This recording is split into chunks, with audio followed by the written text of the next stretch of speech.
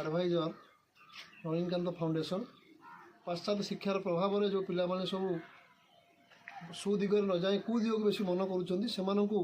भल बाट को आने आम नलिनीकांत फाउंडेशन ये आमर मुख्य लक्ष्य हूँ शिक्षा स्वास्थ्य और परिवेश आम गछ लगाऊ प्रति वर्ष शह शह संख्यार गछ लगाऊ प्रति वर्ष पाठपढ़ापी जो मैंने इकोनॉमिकल पुअर जो मैंने से समस्त प्रकार पाठपढ़ा उपकरण पाठपढ़ा खर्च आम बहन करुचु स्वास्थ्यपाई आम प्रति वर्ष गोटे कैंप करुचु स्वास्थ्य सचेतनता लोक मानू फ्री ऑफ कॉस्ट रे मेडिसिन ठार आरंभ कर सब चेकअप कराऊँगी मेडिसिन फ्री ऑफ कॉस्ट जोगे दि जाऊँगी